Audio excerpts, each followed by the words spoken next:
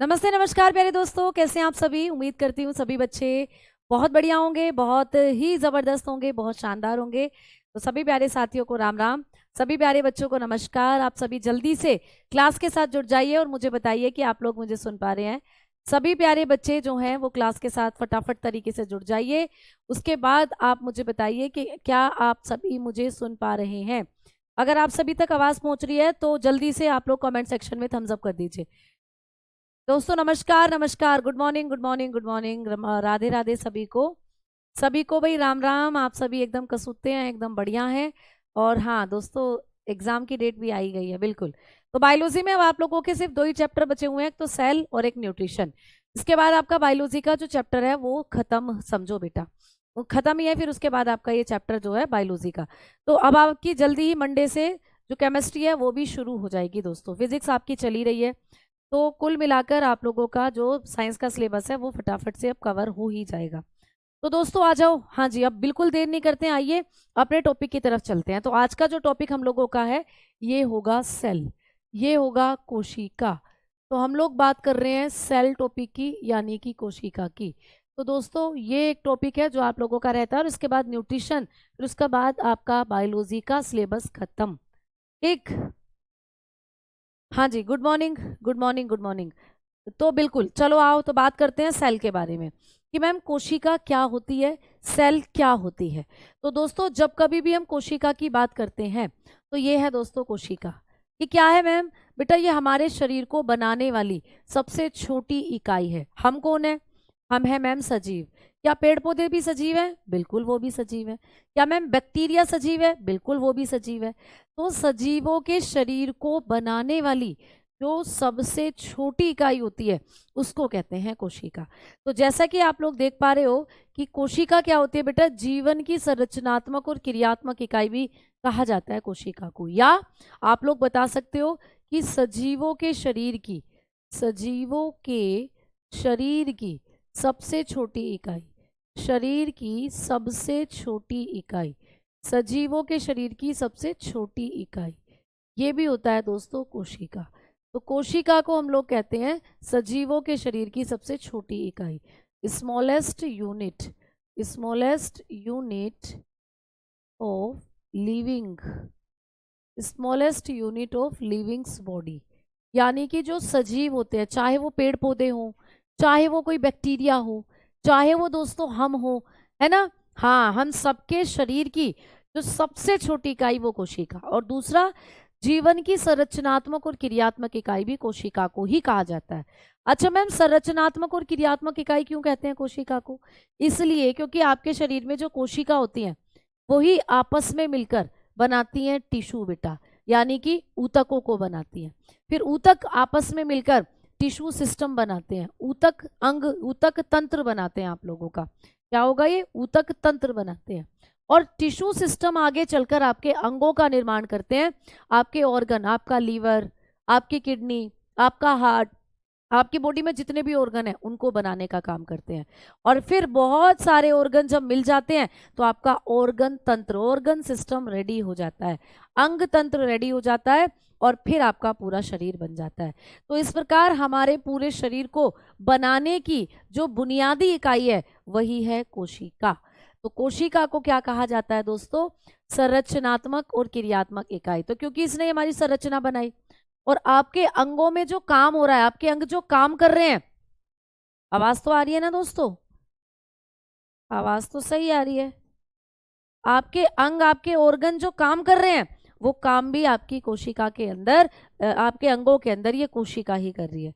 तो कोशिका ही आपके शरीर को बना रही है, और जो अंग आपके काम कर रहे हैं, जैसे लीवर का काम क्या है? पाचन करना। तो पाचन कौन कर रहा है लीवर में? कोशिकाएं ही कर रही हैं। आपके दिल का काम क्या है? सर्कुलेशन। तो दिल के अंदर सर्कुलेशन कौन कर रही है? आपकी कोशिकाएं ही कर रही हैं। तो ये काम होता है आपकी कोशिकाओं का, यानी कोशिकाएं ही शरीर का निर्माण करती हैं, और वही आपके अंगों को कार्य करने की क्षमता भी देती है। अब बात करते हैं कि मैम कोशिका की खोज किसने करी थी। तो जब हम कोशिका की खोज की बात करते हैं तो कोशिका की खोज करी थी दोस्तों कॉर्क के अंदर। कॉर्क क्या होता है? कॉर्क होता है एक छोटा सा लकड़ी का पीस। तो कॉर्क होता है एक छोटा सा लकड़ी का पीस। इसमें सबसे पहले जो कोशिका थी उसको खोजा था रॉबर्ट हुक ने। भाई आपको क्वेश्चन आएगा कि सबसे पहले कोशिका की खोज किसने करी थी? आप बताते हो रॉबर्ट हुक ने करी थी 1665 में, है ना। तो रॉबर्ट हुक ने कैसी कोशिका की खोज करी थी? बेटा इन्होंने मृत कोशिका को खोजा था। रॉबर्ट हुक ने कैसी कोशिका को खोजा था? मृत कोशिका। तो क्वेश्चन देखो ऐसे भी आता है कि सबसे पहले मृत कोशिका की खोज किसने करी थी? सबसे पहले डेड सेल को किसने खोजा था? Who discovered dead cell first? सबसे पहले मृत कोशिका को किसने खोजा? तो आप बताओगे रॉबर्ट हुक ने। 1665 सन भी याद रखना, 1665, ठीक है। और बेटा ये जो मृत कोशिका की खोज करी थी किसमें करी थी? तो कॉर्क में। कॉर्क एक लकड़ी का पीस होता है।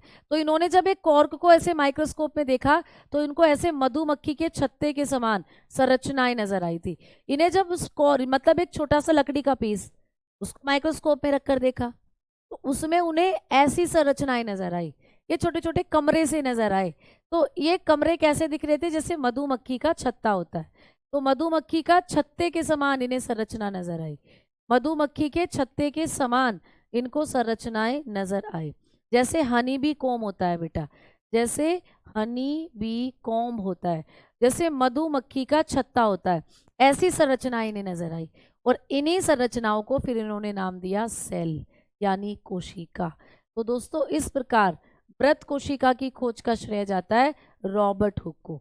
तो जब कभी भी क्वेश्चन आए कि रॉबर्ट हुक ने मृत कोशिका की खोज किस में करी, तो आंसर करना कॉर्क में करी थी। कॉर्क में उन्हें कैसी संरचनाएं दिखाई दी? मधुमक्खी के समान, मधुमक्खी के छत्ते के समान, honey bee com like structure उनको नजर आया। ठीक है, क्लियर? अब आगे बढ़े भाई, चलो। हाँ, इन्होंने ल्यूवेनहॉक ने जीवित कोशिका की खोज करी थी बेटा, बताऊंगी। तो आपको दिख रहा है कि जीवित कोशिका की खोज, भाई डेड सेल को तो रॉबर्ट हुक ने खोज दिया। अब आपको पूछेगा जीवित कोशिका की खोज किसने करी थी? ल्यूवेनहॉक ने करी थी। किसने दोस्तों? ल्यूवेनहॉक। इन्होंने बैक्टीरिया को भी खोजा था। तो ल्यूवेनहॉक ने 1674 में जीवित कोशिका की खोज करी थी, जीवित कोशिका की खोज। ठीक है, तो डेड को आपने रॉबर्ट हुक को बताया और जीवित कोशिका कभी भी पूछे ल्यूवेनहॉक। क्लियर? ल्यूवेनहॉक। ल्यूवेनहॉक ने ऐसा माना जाता है बेटा कि तालाब के पानी में इसको खोजा था, तालाब में, यानी कि पोंड के अंदर, पानी के अंदर एक शैवाल थी, उस शैवाल में इसको खोजा था जीवित कोशिका को। ठीक है, तालाब में एक शैवाल थी, उस शैवाल में इसको खोजा था। अब हम बात करते हैं कि संसार में सबसे बड़ी और सबसे छोटी कोशिका किसकी है। तो अब जब हम बात कर रहे हैं कि जो संसार में, यहां से भी आपको चीजें पूछी जा सकती हैं, संसार में सबसे बड़ी कोशिका, संसार में सबसे बड़ी और सबसे छोटी कोशिका कौन सी है? तो जब हम सबसे बड़ी की बात करते हैं, है ना, बिगेस्ट सेल की बात करते हैं, तो ये भी पूछा जाएगा आपको कि संसार में सबसे बड़ी कोशिका कौन सी है इन दिस वर्ल्ड। ठीक है, इन दिस वर्ल्ड, इस संसार में सबसे बड़ी और सबसे छोटी कोशिका आपको पूछी जाएगी। तो आपने दोनों चीजें याद रखनी है, सबसे बड़ी और सबसे छोटी कोशिका कौन सी है। ठीक है, तो संसार में सबसे बड़ी और सबसे छोटी कोशिका के बारे में आपको पूछा जाएगा। तो आपको ये पॉइंट भी याद करने हैं बेटा। ठीक है, स्मॉलेस्ट सेल और बिगेस्ट सेल, ये पॉइंट भी आपको याद रखने हैं। क्लियर? तो भाई चलो बात करते हैं कि संसार में सबसे बड़ी कोशिका किसकी है। हाँ बेटा, मैंने कहा ना, बस बायोलॉजी का सिलेबस आप लोगों का 2 टॉपिक बचे हुए हैं जो कि मैं संडे तक कंप्लीट कर दूंगी। उसके बाद आप लोगों की जो केमिस्ट्री है वो शुरू हो जाएगी। फिजिक्स ऑलरेडी आपकी शुरू हो चुकी है। ठीक है, फिजिक्स ऑलरेडी आपकी शुरू हो चुकी है। तो दूसरी चीजें, दूसरे सब्जेक्ट भी आपके पास शुरू हो गए हैं बेटा। ठीक, मैराथन वगैरह अब आपकी चलनी शुरू हो जाएंगी, वन शॉट वगैरह। तो चलो आओ आगे बात करते हैं। अब हम लोग अब चलते हैं आगे की तरफ और बात कर रहे हैं अब कि मैम सबसे बड़ी कोशिका किसकी है? शुतुरमुर्ग के अंडे की, है ना, शुतुरमुर्ग के अंडे की कोशिका, शुतुरमुर्ग का अंडा। जो शुतुरमुर्ग का अंडा है बेटा, इसकी कोशिका सबसे बड़ी है। ऑस्ट्रिच एग बोलते हैं जिसको, ऑस्ट्रिच एग। शुतुरमुर्ग के अंडे की कोशिका सबसे बड़ी होती है। ठीक है, और ये एक कोशिका है, शुतुरमुर्ग का अंडा एक ही कोशिका से बना है, तो ये एक कोशिकीय भी होता है, ये भी याद रखना। कैसा होता है शुतुरमुर्ग का अंडा? एक कोशिकीय होता है, यानी कि ये सिंगल सेल से बना है, एक कोशिकीय होता है बेटा, क्लियर, यूनिसेल्युलर होता है। तो शुतुरमुर्ग का अंडा ऐसी एक कोशिका है जिसको आप बिना सूक्ष्मदर्शी के देख सकते हो, बिना माइक्रोस्कोप के इसको देख सकते हो। वह शुतुरमुर्ग का अंडा अच्छे से आपको दिखाई दे जाएगा, एक कोशिकीय होता है। अच्छा, शुतुरमुर्ग के अंडे की माप भी आ जाती है पेपर में कि इसकी साइज कितनी है, कितना होता है, कितना बड़ा होता है। तो आप बताते हो 170 इंटू 130 mm का होता है, तो इसकी ये साइज भी पूछ लेता है। 170 इंटू 130 mm इसका साइज होता है। अब बात करेंगे मैम संसार में सबसे छोटी कोशिका किसकी है। तो संसार में दोस्तों सबसे छोटी कोशिका है जीवाणु की। किसकी? जीवाणु की। मैम जीवाणु तो बहुत सारे हैं, बैक्टीरिया की, लेकिन कौन से बैक्टीरिया की कोशिका सबसे छोटी है? तो दोस्तों जब हम बात करते हैं उस बैक्टीरिया का नाम है माइकोप्लाज्मा। ठीक है, माइकोप्लाज्मा। तो माइकोप्लाज्मा नाम के बैक्टीरिया जो है माइकोप्लाज्मा, इसकी माइकोप्लाज्मा की जो कोशिका है वो सबसे छोटी कोशिका मानी जाती है संसार में। माइकोप्लाज्मा क्या है? माइकोप्लाज्मा एक बैक्टीरिया। अच्छा, इस माइकोप्लाज्मा के कई नाम है बेटा, इस माइकोप्लाज्मा के कई नाम है जो आपको पेपर में आते हैं। हाँ जी, सबसे बड़ा शुतुरमुर्ग का अंडा होता है, बिल्कुल एक कोशिकीय है और इसको बिना सूक्ष्मदर्शी के आप देख सकते हो। ठीक, और सबसे छोटी कोशिका किसकी होती है? तो आपने कहा माइकोप्लाज्मा की। अब इस माइकोप्लाज्मा के कई नाम है बेटा जो आपको पेपर में पूछे जाते हैं। इस माइकोप्लाज्मा के कई अलग अलग नाम है जो आपको पेपर में पूछे जाते हैं। कौन कौन से नाम है? तो भाई इसको कहते हैं PPLO। आपको कई बार PPLO भी दे सकता है ऑप्शन में कि सबसे छोटी कोशिका किसकी है, तो आपको PPLO भी ऑप्शन में दे सकता है, PPLO। अब PPLO की full form pleuropneumonia like organism, pleuropneumonia like organism, ये होती है दोस्तों इसकी full form, pleuropneumonia like organism. ठीक है, प्लूरोनिमोनिया लाइक ऑर्गेनिज्म, तो ये होता है प्लूरोनिमोनिया लाइक ऑर्गेनिज्म। निमोनिया का नाम तो सुना है ना, निमोनिया लाइक ऑर्गेनिज्म। ठीक है, लाइक जीव। तो ये आप लोग बताकर चलोगे कि ये PPLO किसका नाम होता है? माइकोप्लाज्मा का नाम होता है। तो माइकोप्लाज्मा PPLO के नाम से भी जाना जाता है। अच्छा मैम, इसका एक और नाम है बेटा, इसका एक और नाम है, इसको हम लोग एक और नाम से जानते हैं और इसका एक और नाम है MLO। इसको MLO के नाम से भी जानते हैं, यानी कि molecule like organism, molecule like organism. इसको हम लोग मोलिक्यूल लाइक ऑर्गेनिज्म भी कहते हैं। ठीक है, यानी इसका जो नाम है वो है अणु के समान जीव। अणु के समान मतलब ये बहुत छोटा है, तो अणु के समान दिखता है बेटा। मोलिक्यूल लाइक ऑर्गेनिज्म है, अणु अणु के समान जीव है। अणु सबसे छोटा माना जाता है, अणु के समान जीव है, मोलिक्यूल लाइक ऑर्गेनिज्म भी PPLO को कहते हैं। और इसके बारे में यानी माइकोप्लाज्मा, PPLO, MLO, इसके बारे में 2 पॉइंट आपको और पढ़ने हैं।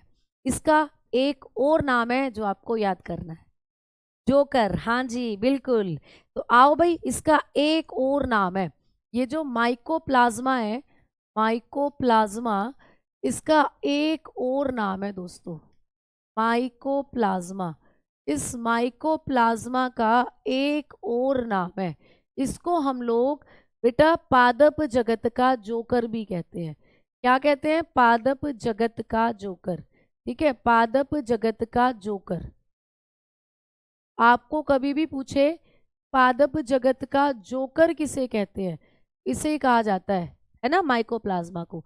इसको कहते हैं joker, joker of plant, joker of plant kingdom इसको कहा जाता है। ठीक है, पादप जगत का जोकर भी कहते हैं दोस्तों इसको। अब जोकर अपने चेहरे बना बनाकर, नई नई शक्लें बनाकर हंसाता है हमें, वैसे ही ये भी अपनी शेप को चेंज करता रहता है अमीबा की तरह, इसीलिए इसको कहते हैं पादप जगत का जोकर। ठीक, चलो अब देखो, ये एक ऐसा बैक्टीरिया है जिसमें कोशिका भित्ति नहीं होती है, तीसरा पॉइंट है इसके बारे में। चौथा पॉइंट कि इसमें कोशिका भित्ति नहीं पाई जाती। तो आपने कहा कोशिका भित्ति रहित बैक्टीरिया है, कोशिका भित्ति रहित जीवाणु। भाई इसके चारों तरफ कोशिका भित्ति नहीं होती, तो पेपर में आएगा कि कौन सा जीवाणु कोशिका भित्ति रहित है, तो आप कहोगे without cell wall, without cell wall bacteria है, विदाउट सेल वॉल बैक्टीरिया। इसके चारों तरफ दोस्तों कोई कोशिका भित्ति नहीं होती, कोई सेल वॉल नहीं होती। तो इतनी चीजें आपको पढ़नी थी कि संसार में सबसे बड़ी और सबसे छोटी कोशिका किसकी है। तो आपने पढ़ लिया ऑस्ट्रिच शुतुरमुर्ग का अंडा और आपने पढ़ लिया माइकोप्लाज्मा। मैम माइकोप्लाज्मा की कोशिका की माप कितनी होती है, तो माइकोप्लाज्मा जो है सबसे छोटा है, इसीलिए इसकी कोशिका का साइज होता है 0.1 म्यू से 0.3 म्यू के बीच, ठीक है, 0.3 म्यू के बीच, यानी इसका जो साइज है वो लगभग 0.1 माइक्रोन से 0.3 माइक्रोन के बीच होता है, ये आप बताकर चल सकते हो। ठीक दोस्तों, ठीक है, हाँ जी, आ जाओ बेटा, जितने भी सब्जेक्ट रह रहे हैं बस वो जल्दी आपके इंपॉर्टेंट फैक्ट के साथ कवर अप हो जाएंगे। हम कुछ वन शॉट कुछ मैराथन्स भी लाएंगे, तो ओवरऑल आप परेशान ना हो, सारी चीजें आप लोगों की कवर हो जाएंगी। वैसे आपको अपनी पढ़ाई पर ध्यान देना है, ठीक है, आप इस तरीके से हाइपर होके अपना टेम्पर लूज ना करें बेटा। आपको क्या करना है, आपको अच्छे से कॉन्सेप्ट को समझते चलना है और चीजों को अच्छे से पढ़ना है, ठीक, क्लियर। चलो आओ आगे बात करते हैं। अब बढ़ते हैं कि मैम जो हमारे शरीर में सबसे बड़ी और सबसे छोटी कोशिका कौन सी है। बेटा मानव की बात करते हैं, मानव। अब हम बात करते हैं ह्यूमन की, अब हम बात कर रहे हैं ह्यूमंस की, मानव की। तो मानव की जब हम बात करते हैं तो यहां से भी क्वेश्चन आता है कि मानव के शरीर में सबसे बड़ी और सबसे छोटी कोशिका कौन सी है। तो हमारे शरीर में सबसे छोटी और सबसे बड़ी कोशिका पूछेगा। हमारे शरीर के अंदर स्मॉलेस्ट सेल, ठीक है, हमारे शरीर में सबसे छोटी कोशिका, क्लियर, हमारे शरीर में सबसे छोटी कोशिका और हमारे शरीर में सबसे बड़ी कोशिका, सबसे बड़ी कोशिका, यह आपको पूछेगा।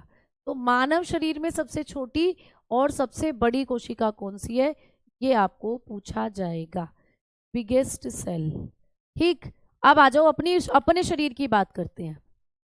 अब अपने शरीर की बात करते हैं, तो हमारे शरीर में सबसे छोटी कोशिका जो है ये हो जाती है बेटा, आपने कहा शुक्राणु कोशिका, ठीक है, शुक्राणु कोशिका जिसको कहते हैं हम लोग स्पर्म सेल। शुक्राणु कोशिका सबसे छोटी कोशिका है, स्पर्म सेल जिसको कहते हैं, स्पर्म सेल, ठीक है, स्पर्म सेल, शुक्राणु कोशिका सबसे छोटी कोशिका है बेटा। और मैम जो आप सबसे बड़ी, तो सबसे बड़ी तंत्रिका कोशिका नहीं है भाई, तंत्रिका कोशिका सबसे लंबी है बेटा, तंत्रिका कोशिका रीहू सबसे लंबी कोशिका है बच्चा। आप लोगों को सबसे बड़ी जब भी बताएगा, बड़ी का मतलब बड़ी, तो वो अंडाणु कोशिका होती है, हाँ जी, अंडाणु कोशिका। तो अंडाणु कोशिका क्या है, सबसे बड़ी कोशिका है, अंडाणु कोशिका हमारे अंदर सबसे बड़ी है, क्लियर, जिसको कहते हैं ओवम सेल, जिसको कहते हैं ओवम सेल। एक बच्चे का डाउट है कि मैम 2 दिन से क्लास क्यों नहीं हुई, 3 दिन से, बेटा इसलिए नहीं हो पा रही थी क्लास क्योंकि आपको मैंने कहा ना बिहार का एग्जाम है, तो बिहार में पहले तो मेरा वन शॉट लग रहा था, फिर कल मैराथन थी, जिस वजह से आपकी जो क्लास थी वो 2-3 दिन डिस्टर्ब रही बेटा, तो उसके लिए बहुत बहुत माफ़ी चाहूँगी, बहुत बहुत सॉरी। और अब आप लोगों की क्लास बिल्कुल भी डिस्टर्ब नहीं होगी, अब जो हमारे टॉपिक है उनको कंप्लीट कराकर ही हम आपका जो क्लास है उसको अगले मतलब केमिस्ट्री की तरफ रेफर करेंगे, ठीक है बच्चा। तो बिहार के एग्जाम में जैसे कई आप, मैंने कहा ना आपके भी लगेंगे बेटा, वन शॉट आपके भी चलेंगे, आपकी भी मैराथन्स चलेंगी अब, तो इस तरीके से दूसरा बिहार का जो एग्ज़ाम था उसमें भी थोड़ा सा बिजी थे हम लोग, इसीलिए यहाँ पर आप लोगों की 2 से 3 दिन क्लास जो थी वो मिस हो गई है बेटा।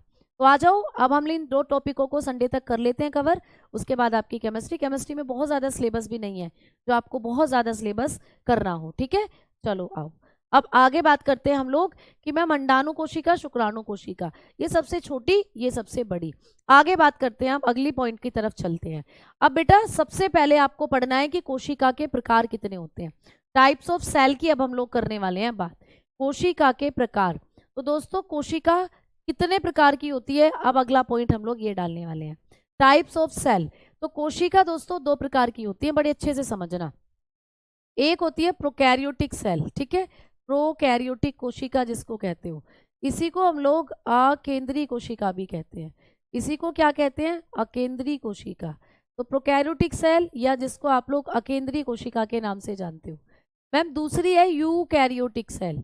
दूसरी है दोस्तों यूकैरियोटिक सेल, जिसको हम लोग सकेंद्रीय कोशिका के नाम से भी जानते हैं। जिसको हम लोग क्या कहते हैं? सकेंद्रीय कोशिका के नाम से भी इसको जानते हैं। अकेंद्रीय और सकेंद्रीय। अच्छा, अकेंद्रीय मतलब जिसमें केंद्रक नहीं होता, मतलब कि प्रोकैरियोटिक सेल ऐसी सेल है जिसमें केंद्रक नहीं होता बेटा। तो सीधा क्वेश्चन आएगा कि किस कोशिका में केंद्रक नहीं है, तो आपने कहा प्रोकैरियोटिक कोशिका में केंद्रक अनुपस्थित होता है, न्यूक्लियस इज एब्सेंट। ठीक है, जबकि इसकी बात करें तो ये विकसित कोशिका है। देखो सकेंद्रीय मतलब केंद्रक के साथ होती है ये कोशिका, इसके अंदर केंद्रक होता है, तो यहाँ पर आपको केंद्रक उपस्थित होता है, न्यूक्लियस प्रेजेंट होता है। ठीक है, पहला पॉइंट तो ये हो गया कि भाई यहाँ पर केंद्रक नहीं होगा, यहाँ पर केंद्रक होगा। इस कोशिका को जब देखोगे तो ऐसी दिखाई देगी, इसमें कोई केंद्रक आपको बीच में नहीं दिखेगा। इस कोशिका को जब देखोगे तो इसमें आपको आसानी से केंद्रक बीच में नजर आएगा इस तरीके से। तो यहाँ केंद्रक नहीं होता, वहां केंद्रक होता है। ठीक, बात करते हैं केंद्रक क्या है। तो बेटा कोशिका के केंद्र में जो स्थित होता है, कोशिका के बीच में जो स्थित होता है उसको कहते हैं केंद्रक।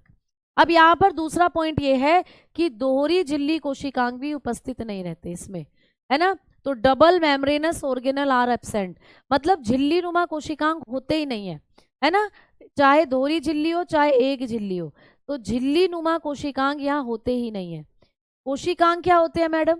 बेटा एक कोशिका के अंदर जो चीजें आपको दिखाई देती हैं, जैसे आपके शरीर में आपकी आंख है, नाक है, कान है, ऐसे आपके पूरी बॉडी में बहुत सारे अंग हैं, वैसे ही एक कोशिका को जब माइक्रोस्कोप में देखते हैं तो उसके अंदर भी आपको बहुत सारी चीजें नजर आती है, ये होते हैं कोशिकांग। जैसे अब आप यहाँ पे देखो तो ये वाली कोशिका आपकी प्रोकैरियोटिक है, ये वाली कोशिका आपकी यूकैरियोटिक। तो इसमें देखो आपको कितनी सारी चीजें अंदर की तरफ रंग बिरंगी नजर आ रही हैं, रंग बिरंगी इसके अंदर कितनी सारी चीजें आपको नजर आ रही हैं, और यहाँ पर बहुत कम चीजें आपको नजर आ रही है, बस ये डीएनए नजर आ रहा है यहाँ रखा हुआ, है ना। तो यहाँ पर इन सबको ही कहते हैं कोशिकांग। ये जितने भी इसके अंदर आपको दिखाई दे रहे हैं ये कोशिकांग है। तो प्रोकैरियोटिक में कोशिकांग बहुत कम है, लेकिन यूकैरियोटिक में कोशिकांग बहुत ज्यादा है। तो कौन कौन से यूकैरियोटिक में होते हैं और कौन कौन से प्रोकैरियोटिक में, ये आपको पूछा जाता है। तो बेटा यहाँ पर ना तो केंद्रक है, ना यहाँ पर डबल मेम्ब्रेन ऑर्गेनल है, लेकिन यहाँ केंद्रक भी है और यहाँ डबल मेम्ब्रेन ऑर्गेनल भी है। तो यहाँ पर दोहरी झिल्ली कोशिकांग पाए जाते हैं बेटा। तो कौन सी कोशिका है जिसमें दोहरी झिल्ली कोशिकांग होते हैं? तो आंसर लगा कर आओगे यूकैरियोटिक सेल। ठीक, चलो अब बात करते हैं उदाहरण की कि मैम प्रोकैरियोटिक सेल जो है ये एक कोशिकीय जीवों में होती है, सिंगल सेल्यूलर ऑर्गेनिज्म में होती है। एक कोशिकीय ये प्रोकैरियोटिक सेल किसमें पाई जाती है? एक कोशिकीय जीवों में, जैसे बैक्टीरिया और जैसे नीली हरी शैवाल। तो जिसके भी नाम के पीछे बैक्टीरिया है, मैं आपको एक ट्रिक बताती हूँ, ठीक है, मैं आपको एक ट्रिक बताती हूँ कि भाई दोस्तों जिसके भी नाम के पीछे जीवाणु या बैक्टीरिया है जीवाणु या बैक्टीरिया है, ठीक है, जिसके भी नाम के पीछे जीवाणु या बैक्टीरिया आए, ठीक, तो बेटा ये आप लोगों का क्या हो जाएगा? इसका एग्जाम्पल हो जाएगा आप लोगों का प्रोकैरियोटिक सेल। तो जो प्रोकैरियोटिक सेल होती है इसके अंदर क्या होता है बेटा? ये जो प्रोकैरियोटिक सेल होती है ना, जिसको अकेंद्रीय कोशिका आप लोग कहते हो, अकेंद्रीय कोशिका, इसके अंदर आप लोगों को याद रखना है कि इसका जो एग्जाम्पल है ना वो बैक्टीरिया है, और जिसके भी नाम के पीछे बैक्टीरिया, जैसे कुछ और एग्जाम्पल बताती हूँ, जैसे बेटा नीली हरी शैवाल, एक होता है नीली हरी शैवाल। तो नीली हरी शैवाल जो है जिसको हम लोग कहते हैं blue green algae, blue green algae कहते हैं जिसको, ब्लू ग्रीन एल्गी, ठीक है, नीली हरी शैवाल कहते हैं। तो बेटा ये ब्लू ग्रीन एल्गी का एक और नाम है, इनको हम लोग साइनोबैक्टीरिया भी कहते हैं, साइनोबैक्टीरिया। तो देखो आ गया ना इनके नाम के पीछे बैक्टीरिया, आ गया ना इनके नाम के पीछे बैक्टीरिया, इनको हम लोग साइनो जीवाणु भी कहते हैं, साइनो जीवाणु भी इनको हम लोग कहते हैं, ठीक है, साइनो जीवाणु भी इनको हम लोग कहते हैं, यानी कि इनको हम साइनो बैक्टीरिया भी कहते हैं। तो दोस्तों इनके नाम के आगे आपने देखा कि मतलब एक ट्रिक है कि जिसके भी नाम के पीछे बैक्टीरिया दिया हुआ हो और ये पूछे कि इसमें कौन सी कोशिका है, तो आपको प्रोकैरियोटिक ही बतानी है, क्योंकि प्रोकैरियोटिक कोशिका हमेशा बैक्टीरिया में होती है। तो एक तो नीली हरी शैवाल को ही साइनोबैक्टीरिया कहते हैं, तो इनमें भी कैसी कोशिका हो गई, प्रोकैरियोटिक। और एक आपको पूछा जाएगा आर्की बैक्टीरिया। बेटा आर्की बैक्टीरिया हर जगह रह सकता है। आर्की बैक्टीरिया जो है ये गर्म झरनों में, ठीक है, ये गर्म झरनों में और समुद्र के पानी में, ये हर जगह रह सकता है आर्की बैक्टीरिया। तो दोस्तों ये जो आर्की बैक्टीरिया होता है इसके अंदर भी आपको देखने को मिलती है प्रोकैरियोटिक सेल। तो कुल मिलाकर प्रोकैरियोटिक सेल जीवाणु में है, साइनो जीवाणु में है और आर्की बैक्टीरिया में है। यानी जिसके भी नाम के पीछे बैक्टीरिया बैक्टीरिया आए उसमें पाई जाती है प्रोकैरियोटिक सेल। समझ में आ गई बात दोस्तों, है ना? हाँ जी। अब यूकैरियोटिक सेल किस में देखने को मिलती है? यूकैरियोटिक सेल के एग्जाम्पल, बेटा यूकैरियोटिक सेल जो होती है इसके उदाहरण की जब हम लोग बात करते हैं तो यहाँ पर देखो ये बहुकोशिकीय जीवों में बेसिकली देखने को मिलती है यूकैरियोटिक सेल, बहुकोशिकीय में। लेकिन इसके कुछ अपवाद हैं, यानी कुछ ऐसे भी एक कोशिकीय जीव हैं जिनमें ये मिलती है यूकैरियोटिक सेल। तो ये अपवाद है, एक तो ईस्ट हो गया, ईस्ट एक कोशिकीय है। मैम अमीबा हो गया एक कोशिकीय है, यूग्लिना हो गया एक कोशिकीय है। लेकिन फिर भी इनके अंदर कौन सी कोशिका पाई जाती है आप बताओगे? इनके अंदर होती है यूकैरियोटिक सेल। तो ये भी बहुत क्वेश्चन आता है, भाई इनके नाम के पीछे बैक्टीरिया तो आ ही नहीं रहा। तो मैंने सिंपली आपको बताया जिनके नाम के पीछे बैक्टीरिया आए आंसर लगा के आना प्रोकैरियोटिक सेल, और जिनके नाम के पीछे बैक्टीरिया ना आए उन सब में आंसर लगाना यूकैरियोटिक सेल। ठीक है, तो ये जो आप लोगों की यूकैरियोटिक सेल होती है ये मल्टी सेल्यूलर ऑर्गेनिज्म में देखने को मिलती है। जैसे कि सारे के सारे जंतु, बेटा हमारे अंदर भी यही है, सारे के सारे पादप उनके अंदर भी यही है। ठीक है, लेकिन जो अमीबा, ईस्ट और यूग्लिना है इन सब के अंदर पाई जाती है यूकैरियोटिक सेल, यूकैरियोटिक सेल। ठीक है, समझ में आई बात? Clear?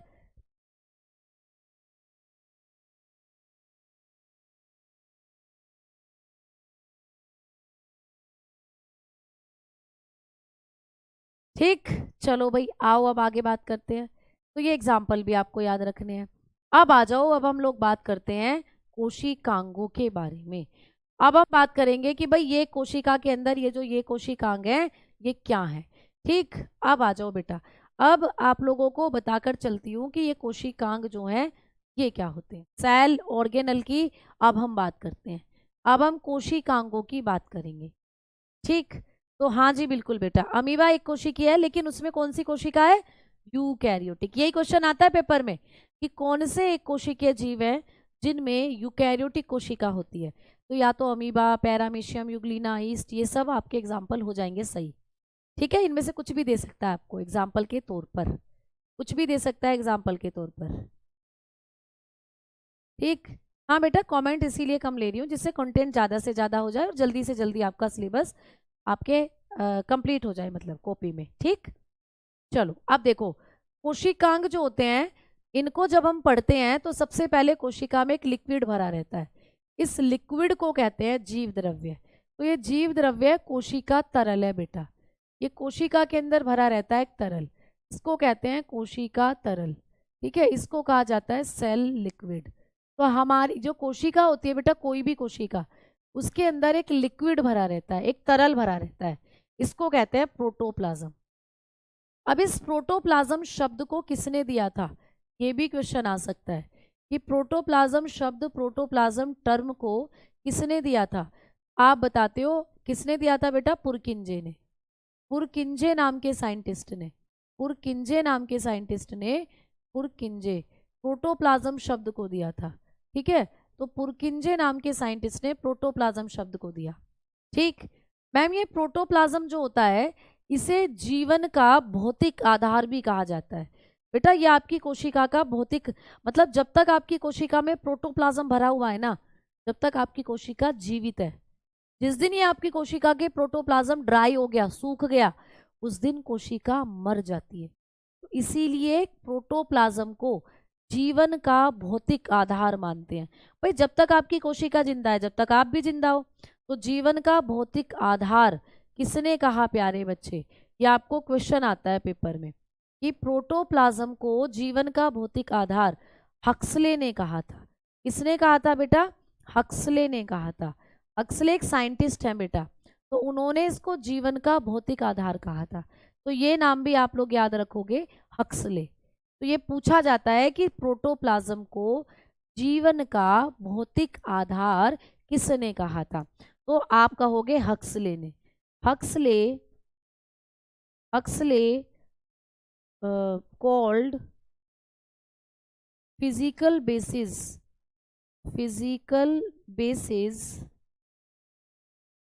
of life of protoplasm, ठीक है, या कोल्ड प्रोटोप्लाज्म, यहाँ पे लिखना कोल्ड प्रोटोप्लाज्म। प्रोटोप्लाज्म को कहा प्रोटोप्लाज्म as physical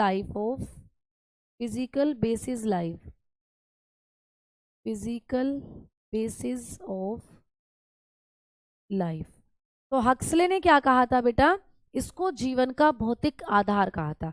तो हक्सले ने किसे जीवन का भौतिक आधार कहा? प्रोटोप्लाज्म को, ठीक। फिजिकल बेसिस ऑफ लाइफ मतलब यही हमारी कोशिका के अंदर जीवन देता है प्रोटोप्लाज्म।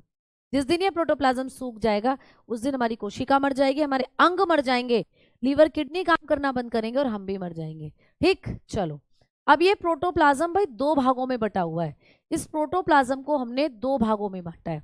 देखो कैसे से, मैं यहाँ समझाती हूँ, है ना, यहाँ पे समझना बेटा।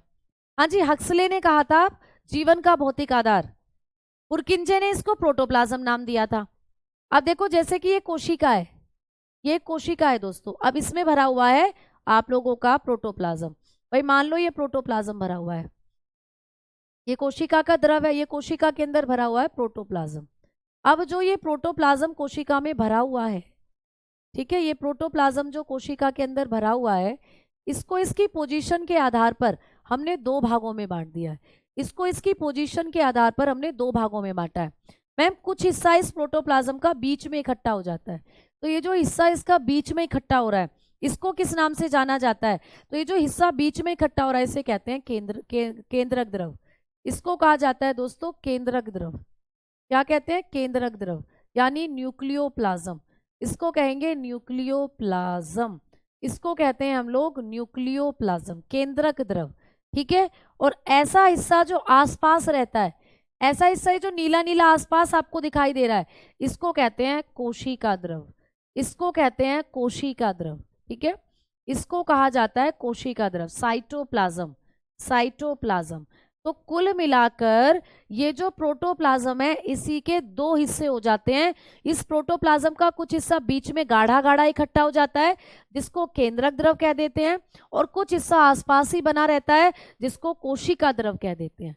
तो कोशिका द्रव और केंद्रक द्रव ये दोनों किसके पार्ट हैं?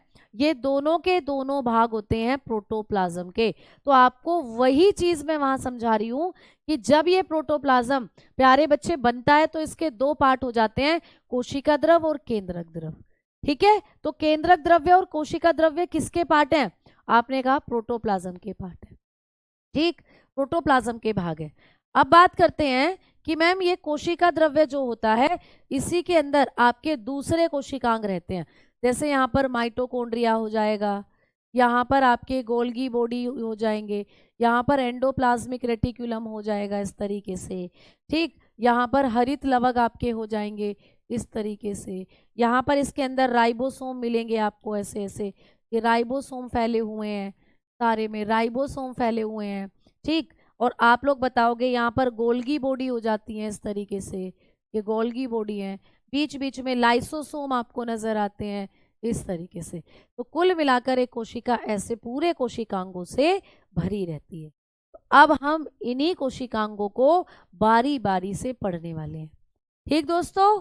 अब हम इन्हीं कोशिकांगों को बारी बारी से पढ़ने वाले हैं। तो भाई आ जाओ, सबसे पहले बात करते हैं कोशिका भित्ति की।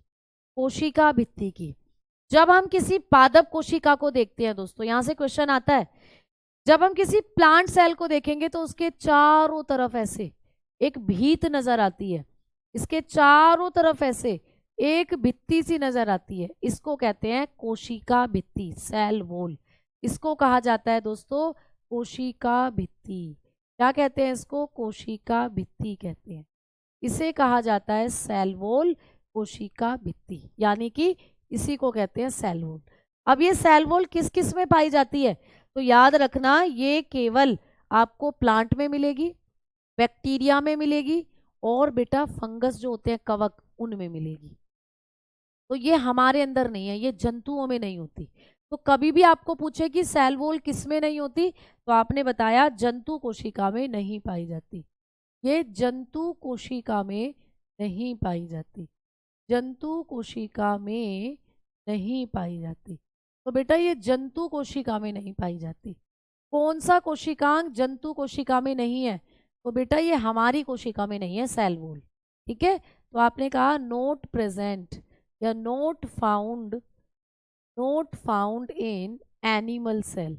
तो ये एनिमल सेल में नहीं मिलती बेटा, ये हमारी कोशिका में नहीं मिलती है। अब मैम किस में मिलती है? तो मैंने बताया ये पादपों में मिलती है, प्लांट में मिलती है बेटा, और ये कवक में मिलती है, और ये जीवाणु में मिलती है। तो it is only present in plant, fungus and आपने कहा बैक्टीरिया। तो चलो मैं यहाँ पर लिख देती हूँ, फाउंड ओनली इन प्लांट, केवल प्लांट में होती है, फंगस में होती है, ठीक, एंड बैक्टीरिया। दोस्तों बैक्टीरिया में होती है। तो ये कहाँ कहाँ होती है? प्लांट में होती है, फंगस में होती है, और बैक्टीरिया में होती है। ठीक, चलो मैं इसको आपको लिखवाकर बता देती हूँ, क्योंकि वहाँ पे इंग्लिश में नहीं है, तो इसीलिए यहाँ लिख देती हूँ सेल वॉल के बारे में। सेल वॉल, कोशिका भित्ति जिसको कहते हो, कोशिका भित्ति। दोस्तों जो कोशिका भित्ति है, कोशिका भित्ति, अभी हमने बात करी कि यह किस में होती है? यह केवल पादप में होती है, केवल पादप, कवक व जीवाणु में पाई जाती है। ठीक है, इन में होती है, जीवाणु में पाई जाती है। इनके अंदर ये देखने को मिलती है, इनके अंदर ये देखने को मिलती है बेटा। किस किस में? बैक्टीरिया में होती है, प्लांट में होती है, और आप बताते हो जीवाणु में। तो it is only present in, only found in, या प्रेजेंट लिख लेना, इन प्लांट, प्लांट में होती है बच्चा, फंगस में होती है, फंगस जानते हो, जैसे मैंने आपको पढ़ाए थे फंगस, मशरूम वगैरह जो थे, फंगस, एंड बैक्टीरिया, बैक्टीरिया में होती है। ठीक है, अब बात करते हैं कि मैडम जी ये जो सेल वॉल होती है, ये किस किस की बनी होती है? ये पादपों में किस पदार्थ की बनी होती है? जो प्लांट होते हैं ये उनमें किस पदार्थ की बनी होती है? तो प्लांट में ये सेल्यूलोज की बनी होती है। इसकी सेल्यूलोज, ये क्वेश्चन आता है, पादपों में ये सेल्यूलोज की बनी होती है बेटा। तो प्लांट की कोशिका भित्ति किस पदार्थ की बनी होती है? आप बताते हो सेल्यूलोज की बनी होती है। ठीक है, आप बताकर चलते हो मेड अप ऑफ सेल्यूलोज। तो ये सेल्यूलोज नामक पदार्थ की बनी होती है। सेल्यूलोज नामक कार्बोहाइड्रेट की बनी होती है किसके अंदर? पादपों के अंदर। ये क्वेश्चन आता है पेपर में, सीधा पूछा जाएगा आपको कि पादपों की कोशिका भित्ति किसकी बनी होती है? सेल्यूलोज की बनी होती है, आप बताएंगे। फिर मैम ये कवक में भी होती है, कवक में किसकी बनी होती है? ये भी आता है बेटा। फंगस में किसकी बनी होती है? तो फंगस में ये काइटिन की बनी होती है। काइटिन भी एक पॉलीसेकेराइड है, तो किसकी बनी होती है? काइटिन की बनी होती है, काइटिन की बनी होती है, उसमें ये काइटिन की बनी होती है। क्लियर? तो किसकी बनी होती है दोस्तों? काइटिन की बनी होती है। ये सीधे सीधे क्वेश्चन आते हैं, मेड अप ऑफ काइटिन। तो काइटिन की कोशिका भित्ति किसकी बनी होती है? आपने कहा पेड़, इनकी कवक की बनी होती है। और ये काइटिन ही कीटों का कंकाल भी बनाता है। जो पक्षी ये कीट होते हैं, जैसे चैटा हो गया, ठीक है, कॉकरोच हो गया, इनका जो कंकाल है वो भी इसी से बना होता है।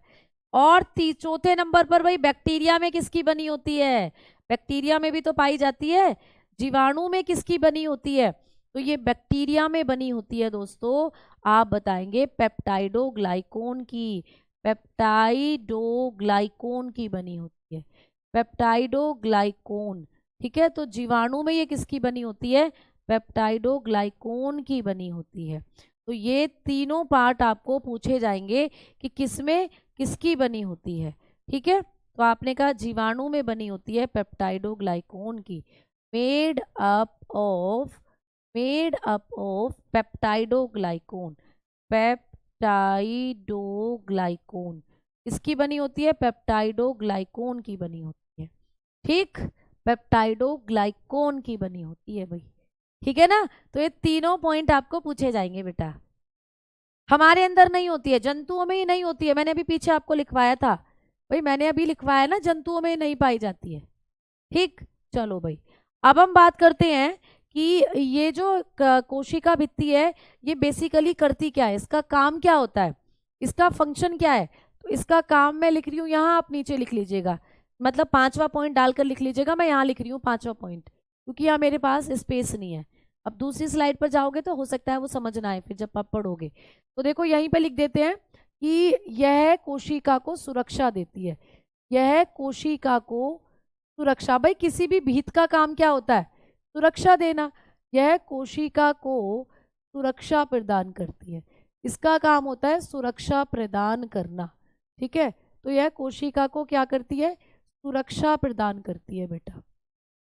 ठीक, प्रोवाइड शेप, इसका काम होता है प्रोवाइड शेप, इसका काम होता है प्रोवाइड शेप टू सेल। ठीक है, प्रोवाइड सुरक्षा यानी कि क्या देती है बेटा, प्रोटेक्शन, प्रोवाइड प्रोटेक्शन। क्लियर, तो ये क्या काम करती है, प्रोटेक्शन टू सेल। कहीं कहीं सुरक्षा शेप भी लिखा होता है, लेकिन इसका एक्चुअल में मेन काम होता है सुरक्षा देना। ये पादप कोशिका को सुरक्षा प्रदान करती है, प्रोटेक्शन देने का काम करती है, या जंतु कोशिका को या कवक कोशिका को सुरक्षा प्रदान करती है बेटा। ठीक है, समझ में आई बातें। चलो अब आगे बात करते हैं। अब हम पढ़ने वाले हैं कि मैडम अगला कोशिकांग कौन सा होगा। अगला कोशिकांग है सेल मेम्ब्रेन। बेटा दूसरे नंबर पर पढ़ेंगे सेल मेम्ब्रेन, सेल मेम्ब्रेन, दूसरे नंबर पर पढ़ेंगे सेल मेम्ब्रेन, यानी कि कोशिका झिल्ली, यानी कि कोशिका झिल्ली। तो अब हम लोग पढ़ने वाले हैं कोशिका झिल्ली के बारे में। तो मैम कोशिका झिल्ली और कोशिका भित्ति अलग अलग है? हाँ जी बिल्कुल अलग अलग है बेटा। ये जो कोशिका झिल्ली है ये कोशिका के अंदर कई नामों से जानी जाती है। इसको कहते हैं प्लाज्मा झिल्ली, बेटा इसी को प्लाज्मा झिल्ली के नाम से भी जानते हैं, प्लाज्मा झिल्ली। इसी को कहा जाता है दोस्तों प्लाज्मा मेम्ब्रेन, इसी को कहते हैं प्लाज्मा मेम्ब्रेन। ठीक है, प्लाज्मा मेम्ब्रेन, इसी को कहते हैं चयनात्मक झिल्ली, इसी को कहते हैं दोस्तों चयनात्मक झिल्ली। ठीक है, तो ये सारे नाम इसी के ही हैं। इसी को कहा जाता है सेलेक्टिव मेम्ब्रेन, सेलेक्टिव मेम्ब्रेन, इसी को कहते हैं बेटा सेलेक्टिव मेम्ब्रेन, इसी को कहा जाता है चयनात्मक झिल्ली, और इसी को कहते हैं प्लाज्मा झिल्ली। ठीक, चलो अब इसके बारे में हम लोग बात करेंगे कि मैम ये जो सेल मेम्ब्रेन टर्म है, या ये जो आपको पूछा जाएगा कोशिका झिल्ली टर्म, इसको किसने दिया था, ये पूछा जाता है। कोशिका झिल्ली शब्द को किसने दिया था? कोशिका झिल्ली शब्द, आवाज तो आ रही है भाई, आवाज तो सभी बच्चों के पास पहुंच रही है। तो कोशिका झिल्ली शब्द को किसने दिया था? आप बताते हो क्रैमर और नागेली ने। ठीक है, किसने बेटा? क्रैमर और नागेली। तो दो साइंटिस्ट थे क्रैमर और नागेली, इन दोनों ने मिलकर इसको दिया था, क्रैमर और नागेली। ठीक है, नागेली। तो क्रैमर और नागेली नाम के दो साइंटिस्ट, इन्होंने दिया था कोशिका झिल्ली टर्म को, सेल मेम्ब्रेन टर्म को। ठीक, अच्छा मैम इसको प्लाज्मा मेम्ब्रेन किसने कहा था? ये भी क्वेश्चन आ जाता है कि इसको प्लाज्मा झिल्ली के नाम से किसने कहा था, प्लाज्मा झिल्ली नाम इसका किसने दिया था? तो दोस्तों जो प्लाज्मा झिल्ली है, प्लाज्मा मेम्ब्रेन जो टर्म है वो इसके बारे में किसने दी थी? तो प्लाज्मा मेम्ब्रेन टर्म जो इसके बारे में दी थी वो भी आपको पूछता है, आप बताते हो J.K. पॉलेव ने दी थी, J.K. प्लोवे ने दी थी बेटा। ठीक है, तो आपने कहा J.K. प्लोवे, J.K. प्लोवे ने दी थी। ठीक है, J.K. प्लोवे नाम के साइंटिस्ट ने इसको प्लाज्मा झिल्ली कहा था। ठीक, अब आ जाओ आगे। अब ये सभी कोशिकाओं में पाई जाती है, याद रखना, सभी कोशिकाओं में, चाहे जंतु हो चाहे पादप हो, सब में मिलती है, सभी कोशिकाओं में पाई जाती है बेटा। ठीक है, सभी कोशिकाओं में पाई जाती है, तो ये सभी कोशिकाओं में पाई जाएगी। क्लियर, सभी कोशिकाओं में पाई जाती है। Found in all cell, found in all cell, सभी कोशिकाओं में पाई जाती है, चाहे कोई भी कोशिका हो। किसकी बनी होती है ये भी पूछा जाता है, तो बताओगे फॉस्फोलिपिड की बनी होती है। किसकी बनी होती है? फॉस्फोलिपिड की बनी होती है, फॉस्फोलिपिड की बनी होती है दोस्तों। किस पदार्थ की बनी होती है? आपने कहा फॉस्फोलिपिड की बनी होती है। ठीक, तो आप बताकर चलते हो made up of, made up of phospholipid, तो फॉस्फोलिपिड की बनी होती है सभी के अंदर, फॉस्फोलिपिड की बनी होती है बेटा। ठीक है, फॉस्फोलिपिड, तो ये सभी के अंदर फॉस्फोलिपिड की बनी होती है।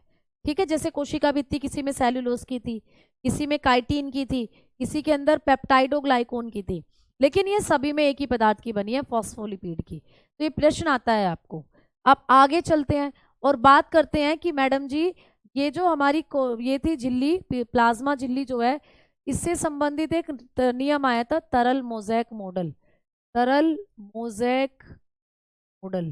तो ये आपको पूछ लेता है कि तरल mosaic model, fluid liquid model, ठीक है, फ्लूइड लिक्विड मॉडल किसके लिए बना था? Fluid mosaic model, fluid mosaic model.